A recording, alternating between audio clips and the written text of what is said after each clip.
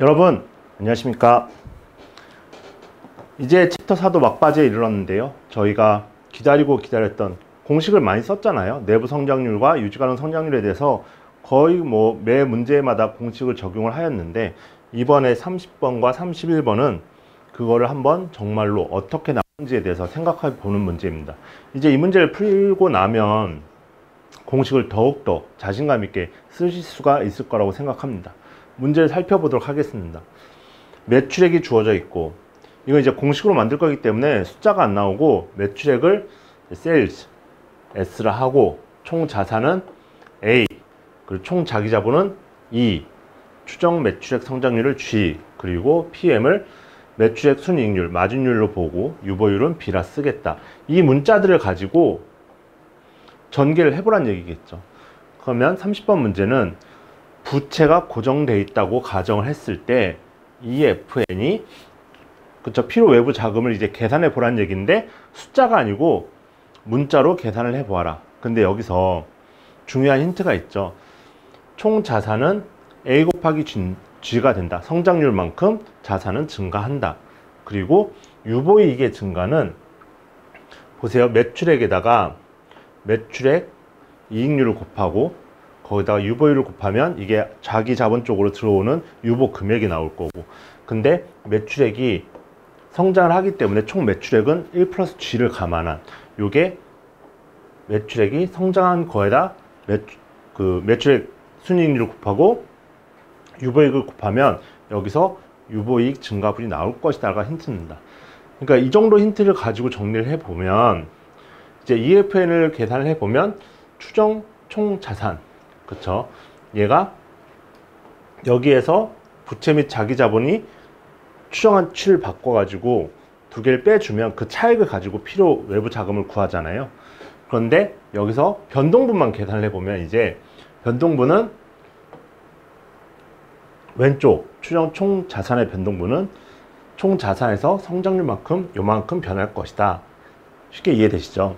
그리고 두 번째, 부채 및 자기자본의 추정치에 대해서 변동분을 이제 계산을 해봐야 되는데, 문제에서 부채 변동분은 0이라고 박아놨습니다. 이건 안 바뀌어. 그러면 뒤에 자기자본의 변동분을 계산해 보면 되겠죠. 근데 자기자본의 변동분이란 것은 결국에는 유보이익의 변동분이겠죠. 유보이익이 얼마나 발생을 했느냐. 자, 그러면 여기서 다시 유보이익은 그럼 얼마나 바뀌는데, 그럼 순이익의 유보율을 계산하면 될 거 아니야, 이렇게 나오는 거고, 그럼 순이익은 어떻게 구하는데? 거꾸로 올라가는 겁니다. 매출액 순이익률, 그쵸? 마진율. 매출액 순이익률에다가 매출액을 곱하면 되는 거 아니야? 그럼 마지막으로, 그럼 매출액은 얼만데? 전년도 매출액에서 성장한 만큼 증가를 했으니까 매출액 이 정도 성장을 했다. 그렇다고 한 다음에 이 식을 제가 위에서부터 설명을 했는데, 밑에서부터 이제 쭉 거꾸로 올라가게 되면 총 자산의 변동분에서 이쪽을 보면, 보세요. 여기 매출액의 증가가 일어난 신매출액이 나올 거고, 여기에 매출액 순이익률을 곱해주고, 그 다음에 유보율을 곱해주면 이게 유보이익의 변동분이자 자기자본의 변동분이자, 그리고 부채는 변하지 않기 때문에 부채 및 자기자본의 변동분이 나오겠죠. 그렇다고 한다면 원래 우리가 숫자로 구했던 것들을 식으로 쓰면 필요 외부 자금은 AG 빼기 이런 식이 나오죠. S에다가 1 플러스 G, 새로운 매출액을 구하고 거기에 마진율을 곱하고 그 다음에 유보이익을 곱하니까 이런 값이 나옵니다. 그럼 마지막으로 이것을 G에 대해서 묶으라고 했잖아요. 그렇다면 여기에 G가 있고 여기에 G가 있기 때문에, 성장률이 있기 때문에 G에 대해서 식을 정리해 보면 EFN은 G에 대해 성장, 보시면 마진율에다가 세일즈, 그리고 유보율 더하기 자산에서 마진율, 그리고 세일즈, 그 다음에 유보율에다가 성장률을 곱한 이러한 식이 나온다는 거는, 여기서 이거는 그냥 G로 묶어서 전개를 한 것밖에 되진 않습니다. 그래서 생각보다 식은 되게 복잡해 보이거든요. 많고 하는데, 계속 문제를 풀어왔던 부분이라서 한 단계씩 정리를 하면 이 정도 식은 정리가 되는 것 같습니다. 이때까지 저희가 해왔던 건 이걸 문자로 보지 않고 계속 숫자를 대입해 가지고 값을 구해왔던 거고, 이걸 문자로 바꿔놓고 처음 정리를 해보면 이러한 식이 나온다. 이게 30번의 문제였습니다. 바로 이어서 31번을 살펴보면요, 뭔가 아직 덜 구한 것 같잖아요. 근데 여기서 드디어 내부 성장률과 유지 가능 성장률이 이때까지 우리가 써왔던 공식으로 맞는지 한번 보여봐라 문제입니다. 근데 바로 앞에서 필요 외부 자금은 이러한 식이 성립한다는 걸 바로 앞에서 보였잖아요. 그럼 여기서 우리가 내부 성장률을 구하려면 내부 성장률의 정의를 다시 한번 생각해 보시면, 외부 자금이 필요 없이 성장할 수 있는 성장률이 얼마냐 문제이기 때문에 EFN이 0일 때, 그러니까 이 식을 얘를 0으로 놓고 이때 G값은 얼마야? 라는 이런 문제입니다. 그러면 그냥 1차 방정식 푸는 거죠. G값을 얼마냐고 한다면 이거를 옆으로 넘겨버리고 이항을 하고 결국에 이 수치로 나눠주면 G값은 이 부분 나누기 A- 마진율 곱하기 세일즈 유보율, 이렇게 계산이 됩니다. 마지막으로, 아직 이거 저희가 알고 있는 공식이 아니잖아요. 마지막으로 이 분자와 이 분모를 각각 A로 나누어진다면, 총 자산으로 나눠주는 거죠. 그렇다고 한다면 이쪽이 A가 들어가고 여기에도 A가 들어간다고 하면 이쪽은 여기가 보시면 총 자산분의 얘가 순이익이잖아요. 그쵸? 여기가 순이익이기 때문에 이 부분이 ROA.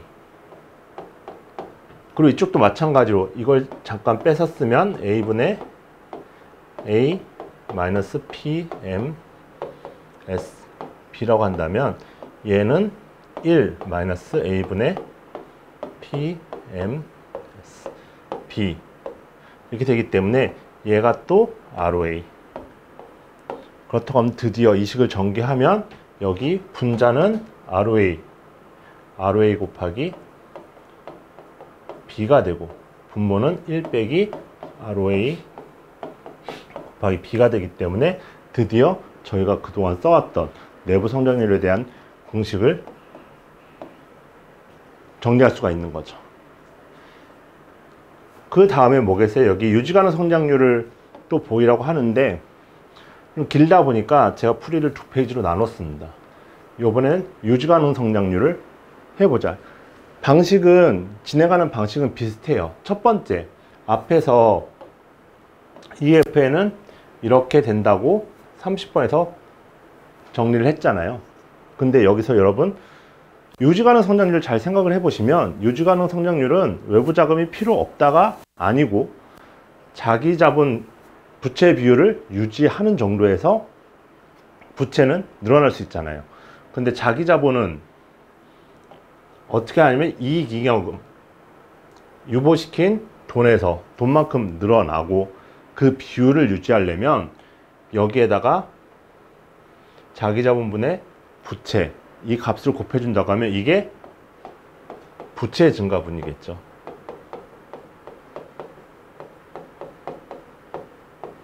그렇다고 한다면 30번에서 정리한 필요 외부 자금 하나가 있고, 그리고 두 번째는 자기 자본 부채 비율을 유지를 하려다 보니 유보된 금액만큼 자기 자본이 늘어날 거고 그 비율만큼 똑같이 부채가 늘어나서 부채가 증가를 하게 됩니다. 부채로 인해서 외부 자금이 들어오는 거죠. 그러면 필요한 외부 자금이 하나, 두 개. 이건 필요하면 약간 산출된, 자연스럽게 증가하는, 비율을 유지하기 위해 증가되는 외부 자금이라고 한다면 결국에 우리가 원하는 건 얘네 두 개가 같을 때 성장률이 얼마이냐를 계산을 하면 될 것 같습니다. 그래서 이 식이 좀 이제 복잡해질 텐데 결국에는 이 식과 이 아래 이 식이 같을 때 G값을 구하여라. 보시기만 해도 식이 엄청 길죠. 제가 그래서 이거를 다 정리를 해가지고 한 방에 G로 정리를 해보면 G는 성장률은 이와 같은 식이 나옵니다. 근데 앞에서와 마찬가지로 내부 성장률의 마지막 작업과 비슷하게 이거 저희가 알고 있는 공식하고는 사뭇 다르잖아요. 근데 앞에서 여기서 어떻게 했죠? 분모 분자를 또 총자산으로 나눠버리게 되면 이 식은 ROA, 근데 뒤에 이만큼이 붙는 거죠. 1 플러스 부채를 자기자본으로 나눈 이 비율을 나눠주게 됩니다. ROA에다가 이만큼이 더 붙는 거죠. 근데 여기서 잘 계산을 해보시면 여러분, ROA와 ROE의 관계는, ROA는 총 자산분의 순이익이고, 이거는 자기자본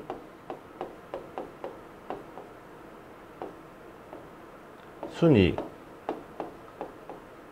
그렇죠? 곱하기 총 자산분의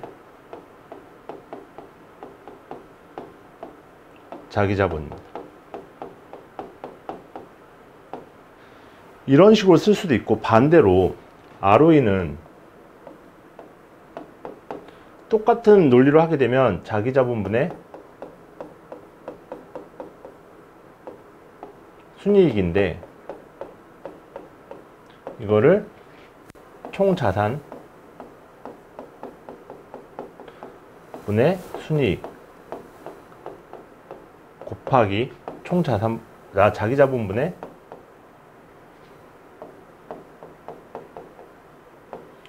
총자산으로 쓸 수 있겠죠.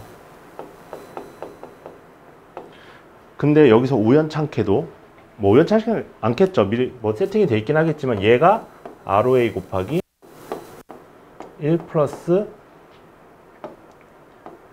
부채를 자기자본 나온 값이 되죠. 그러니까 여기서 이 식을 보면 결국에 이 새로 나온 여기까지 묶어서 이 값이 ROE가 되면서, 얘가 ROE가 되면서 우리가 그동안 써왔던 성장률에 대한 식 ROE는 이걸 대입을 하게 되면 우리가 그동안 써왔던 그 유지가능 성장률에 대한 공식이 성립을 하는 거죠. 여기까지 정리를 하게 되면 그동안 굉장히 약간 공식을 쓰면서도 마음은 편하지 않았던 부분이 있었는데, 이번 문제를 통해서 저희가 증명까지 했기 때문에 공식은 자유자재로 적용을 하시면 될 것 같습니다. 감사합니다.